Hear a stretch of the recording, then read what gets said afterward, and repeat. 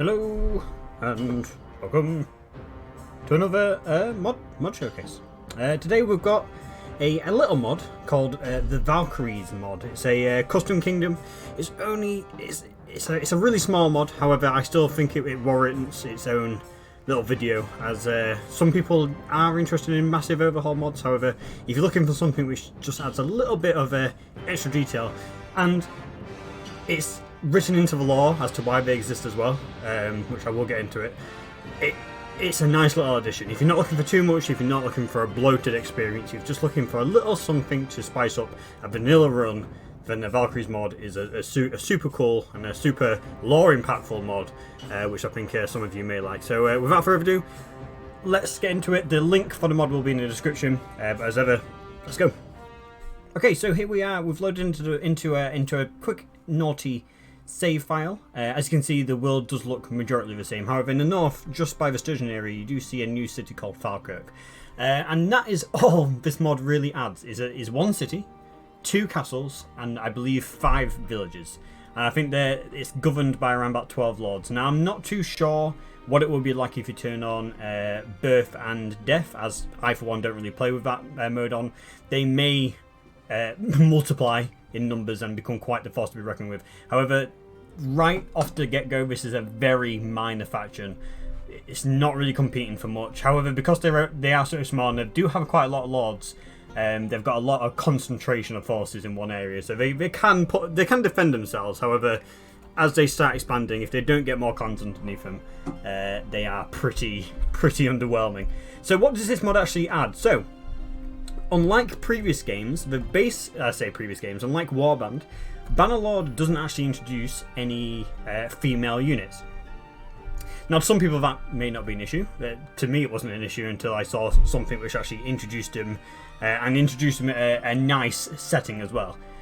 So in the previous games, you did have like female peasants, you had camp followers, you know, huntresses. You could level them up and have female units within your armies.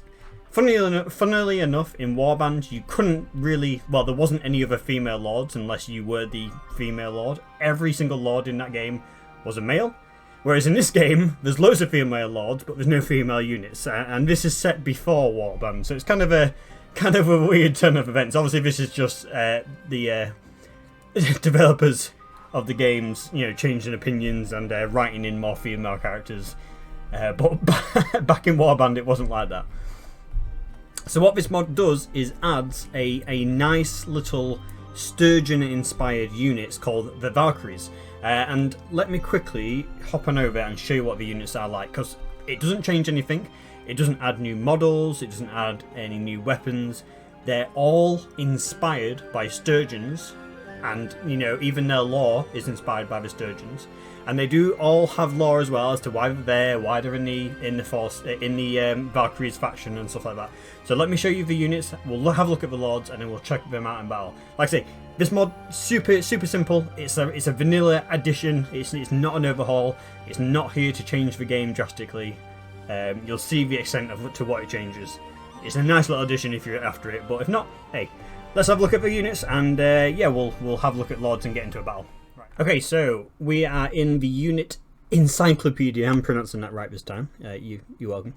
As you can see, they do have all the trade-offs of what the other factions do. So, for example, Caravan Masters, they are all going to be females. Caravan Guards, everything's going to be female. However, if we go into their tree is very small. It's a very little niche addition. Again, it's meant to kind of accompany the Sturgeon units more so than be their own standalone faction. So if we click on Bowwoman, here are the initial recruits. This is what they start off as, and quite simply, you can either put them down a infantry line or you can put them down a archer line.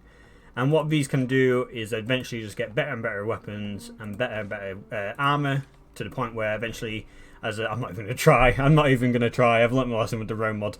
But they can eventually turn into a Valkyrie, which looks quite menacing. They will have a heavy round shield, a veteran warrior's axe, a broad blade javelin, and a fine steel hewing spear, as well as some really nice armor. Warlord helmet's probably one of the best ones in the game. Heavy Lamler over mail armor, Lamler. So yeah, really good weapon. really good armor. 23 armor that does, and 18 Huskarl plated boots. So for base infantry, they're really solid units. And like I say, if you merge these in with Sturgeon Axe Warriors, yeah, they're gonna be pretty good. They're gonna hold their own. And likewise, if we go down the Hunter option, they do eventually get better and better and better until they eventually turn into a max one. And again, they will get better bows. So they finish off with woodland bow, 2 lots of barbed arrows, and a veteran warrior axe. So they don't really have a shield or anything like that, which most archers in the game don't even really have either. I think it's mainly just the crossbowmen which have shields in the game. I don't think many archers actually really have shields. I don't think any archers have shields. But quite nicely enough, they do have 2 lots of barbed arrows instead of just 1. Most archers in this game only have 1. Now, there is a youth tree. Let me have a look if I can find it. Noble, I believe, which is just another set of archers. However, they get the armor as if they are the infantry. They basically, I think it's give or take the same. It's pretty much the exact same as what they get if they were infantry. However, instead they are given stacked bodkin arrows, so they have 64 arrows in total, a noble longbow, which is a really nice bow, and a two-handed,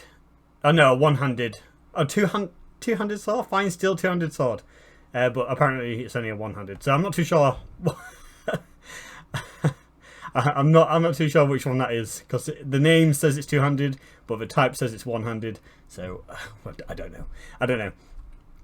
So yeah, that's all it adds for units. Like I say, it's not an overhaul. I want to stress that enough. This isn't anything like the previous mod. The previous mod changed the whole of the entire empire to be basically Roman units. It also changed the whole of the Valandia to be Palaic units, and it will eventually change Britannia and Caesarea and everything. This mod isn't doing that. Sorry, this mod is only here to basically give an addition to the Sturgeon units, as well as finally bringing in female units, which some people may want in the game. And I think it's a really cool addition, and I definitely wanted to bring it to some people's attention, as it really doesn't change much. If you're after a vanilla experience without adding too much, a light modded playthrough, this definitely is a really nice addition just to throw in there. Let me show you the lords, because the creator of this mod has done a lot of effort with the lords. And writing them all into the lore. Now, there are 3 clans. We'll run through each of the clans. Like I say, it should be super quick.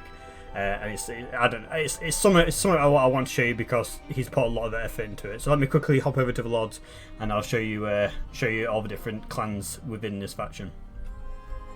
Okay, so here we are. There are only three clans within this within the Valkyrie faction. However, like I say, each of the faction as a whole has its own little lore tidbit. Click on each one of these. So this is the main faction again. Each clan within the main faction will have their own little lore tidbit, and if you click on each one of the lords, they also have their own lore tidbit, and this goes for each and every one of them. They've all got a reason why they're there. They've all got a reason why they exist. Even the dead ones. But the owner of this mod, the creator of this mod, didn't have to write someone like this in. But to make this faction actually make sense, and to have lore implications as to why they exist, and why the other units or other lords who still are alive, as to why they may have loyalties or want to be within this faction, again, the mod owner has wrote them in, which is a lot of little nice attention to detail, which they didn't have to do. Like I say, if you go onto another faction, I know it's different. I know it's also randomly generated. So the leader of this clan will Regia. She'll have her own lore, but if we go on someone else, it'll just say member of this house, a noble family, reputation of being a good friend but a dangerous enemy. So it'll just give a generalization of who they are. Jesus Christ, he looks like that Lord Farquaad from Shrek. Sorry, it's a complete side note. So given a generalization as to who they are and what they're like. Whereas, like I say, if we go back onto Valkyrie and we pick this faction, it says what they are as a faction. So this one basically goes under that this is their mum and these 3 sisters, and again, click on in each one, it will say what they were like and why they have certain feelings towards other members. For example, these ones, She didn't really like her half sister until her half sister saved her, and therefore wants to keep her away from harm. Maybe it's not her actually. One of them doesn't. Or is it just the overall faction? Let's have a look. Is it this one? Okay, so yeah, so this is the half sister, and it basically goes through that she wasn't really liked by her other half sisters, who are biologically sisters. However, she finally earned her sister's respect by saving one of her sisters from harm. Despite her circumstances, she has maintained a constant optimistic attitude, strengthened by her new family bonds with her half sisters. So it really goes into detail as to why they're there. Quickly, just show you the last faction. So this is very much a mismatch faction of lords coming from different ethnics of Calradia. So for example, I believe Basili is Imperial. Yeah. Yeah, she's Imperial. I think she's also Imperial. Yeah, Empire Woman. However, this one is Vlandian, and of course the other one, Michele, is Kazea. So again, they all have their own reasons. They all have their own backstory as to why they're there. The clan has its own backstory as to why it's there. It's got so much detail into it, which other mods will not. Which, like I say, is really cool, and big credit to the mod author for doing something like that. But he didn't have to do any of this. He could have just whacked him in and said, "Here you go, female characters, female lords, have fun." But you know, he's actually made a reason to why, and I think quite a valid reason as to why they exist. So, last thing, without further ado, let's get into a battle. There really isn't much to show, but we'll get a little bit of a battle going with some of the Valkyrie units, and just show you them leveling up. It doesn't change much. I've already shown you all the troop trees and stuff like that. But I like to at least get them in a battle as a finishing touch to the video. So let's get into a battle. Okay, so here we are. Do not worry about the top left. That is another mod.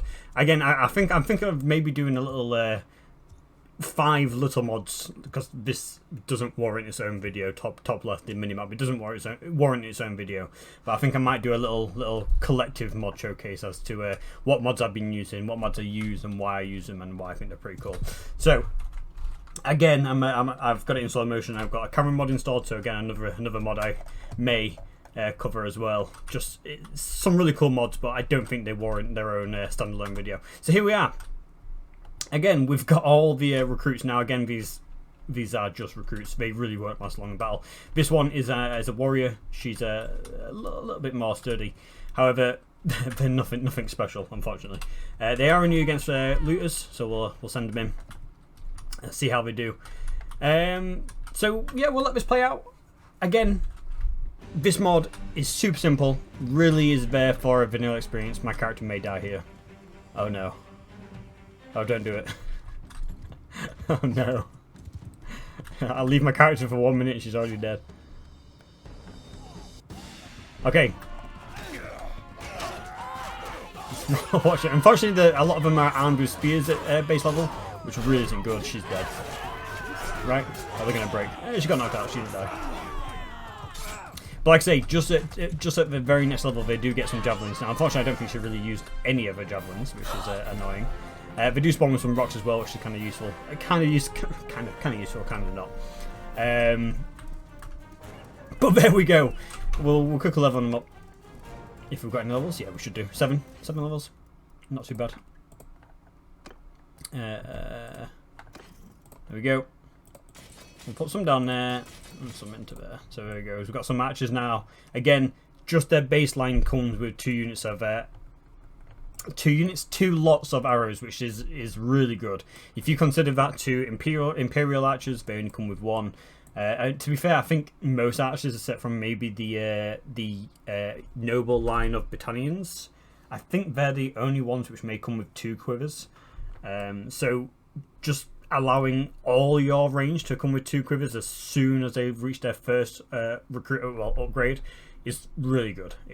I didn't actually notice that, but that's really good. And again, straight away, their first level up, they get some javelins. So there we go. A little tiny addition to what would be a vanilla playthrough. Again, it's nothing like the previous mod I installed. I've done 2 different mods so far, which really change everything. Obviously, I've done 3 mods in total. with the first one being the militia mod. The militia mod again is very much like a vanilla expanded mod. It doesn't really change much. It really just boosts the effects of a vanilla run. I feel like this doesn't go too far away from what that is, what that kind of feeling is.